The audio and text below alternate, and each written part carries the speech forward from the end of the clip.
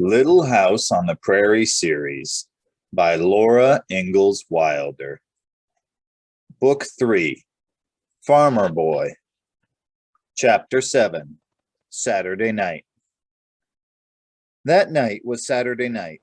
All day long, Mother had been baking, and when Almanzo went into the kitchen for the milk pails, she was still frying donuts. The place was full of their hot, brown smell and the weedy smell of new bread, the spicy smell of cakes, and the syrupy smell of pies. Almanzo took the biggest donut from the pan and bit off its crisp end.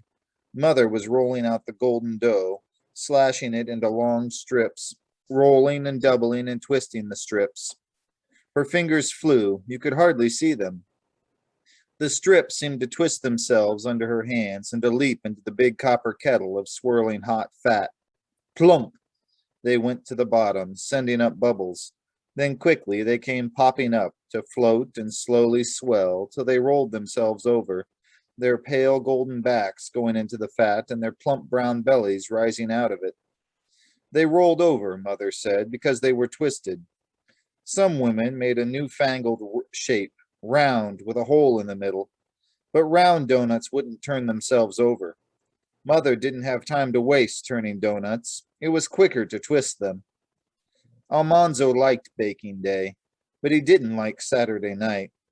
On Saturday night, there was no cozy evening by the heater with apples, popcorn, and cider. Saturday night was bath night. After supper, Almanzo and Royal again put on their coats and caps and mufflers and mittens. They carried a tub from the wash tub outdoors to the rain water barrel. Everything was ghostly with snow. The stars were frosty in the sky, and only a little faint light came from the candle in the kitchen. The inside of the rainwater barrel was coated thick with ice, and in the center, where the ice was chopped every day to keep the barrel from bursting, the hole had grown smaller and smaller. Royal chopped at it, and when his hatchet went through with an ooshy thud, the water welled up quickly, because the ice was squeezing it from all sides. It's odd that water swells when it freezes. Everything else gets smaller in the cold. Almanzo began dipping water and floating pieces of ice into the washtub. It was cold, slow work, dipping through the small hole, and he had an idea. Long icicles hung from the kitchen eaves. At the top, they were a solid piece of ice. Then their pointed tips hung down almost to the snow. Almanzo took hold of one and jerked, but only the tip broke off. The hatchet had frozen to the porch floor where Royal had laid it, but Almanzo tugged it loose. He lifted it up in both hands and hit the icicles. An avalanche of ice came down with a splintering crash. It was a glorious noise. "Hi, gimme!" Royal said, but Almanzo hit the icicles again. The noise was louder than before. "You're bigger than I be. You hit 'em with your fists," Almanzo said. So Royal hit the icicles with both his fists. Almanzo hit them again with the hatchet. The noise was immense. Almanzo yelled, and Royal yelled, and they hit more and more icicles.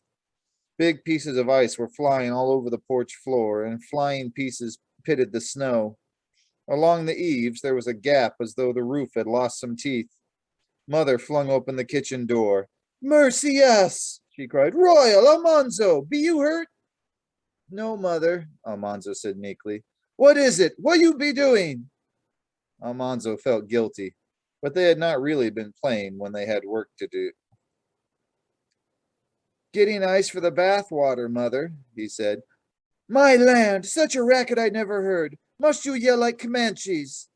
"No, Mother," Almanzo said. Mother's teeth chattered in the cold, and she shut the door. Almanzo and Royal silently picked up the fallen icicles and silently filled the tub. It was so heavy they staggered when they carried it, and Father had to lift it onto the kitchen stove. The ice melted while Almanzo greased his moccasins and Royal greased his boots.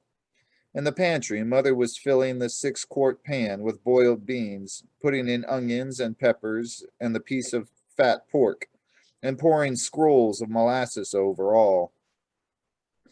Then Almanzo saw her open the flour barrels. She flung rye flour and cornmeal into the big yellow crock, and stirred in milk and eggs and things, and poured the big baking pan full of the yellow-gray rye and Injun dough. You fetch the Ryan Injun, Almanzo. Don't spill it, she said. She snatched up the pan of beans, and Almanzo followed more slowly with the heavy pan of Ryan Injun.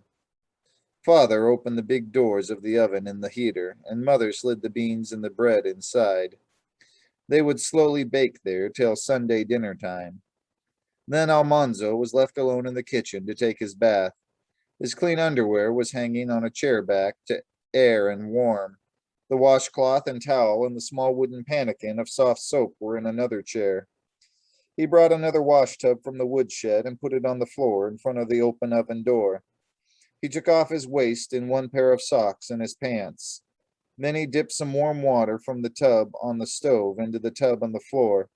He took off his other pair of socks and his outerwear, and his underwear, and his bare skin felt good in the heat from the oven. He toasted in the heat, and he thought he might just put on his clean underwear and not take a bath at all, but Mother would look when he came into the dining room. So he stepped into the water. It covered his feet. With his fingers, he dug some of the brown, slimy, soft soap from the pannikin and smeared it on the washcloth. Then he scrubbed himself well all over. The water was warm around his toes, but it felt cold on his body. His wet belly steamed in the heat from the oven, but his wet back shivered. And when he turned around, his back seemed to blister, but his front was very cold. So he washed as quickly as he could, and he dried himself and got into his warm underwaist and his woolly long drawers, and he put on his long woolen nightshirt. Then he remembered his ears. He took the washcloth again, and he scrubbed his ears and the back of his neck. He put on his nightcap. He felt very clean and good, and his skin felt sleek in the fresh, warm clothes. It was the Saturday night feeling. It was pleasant, but Almanzo didn't like it well enough to take a bath for it. If he could have had his way, he wouldn't have taken a bath till spring. He did not have to empty his tub because it went outdoors after taking a bath, because if he went outdoors after taking a bath, he would catch cold. Alice would empty the tub and wash it before she bathed in it. Then Eliza Jane would empty Alice's, and Royal would empty Eliza Jane's, and Mother would empty Royal's. Late at night, Father would empty Mother's and take his bath, and next morning he would empty the tub for the last time. Almanzo went into the dining room in his clean, creamy white underwear and socks and nightshirt and cap. Mother looked at him, and he went to her to be inspected. She laid down her knitting, and she looked at his ears and the back of his neck, and she looked at his soapy clean face, and she gave him a hug and a squeeze. There, run along with you to bed. He lighted a candle, and he padded quickly up the cold stairs and blew out the candle and jumped into the soft, cold feather bed. He began to say his prayers, but went to sleep before he finished them.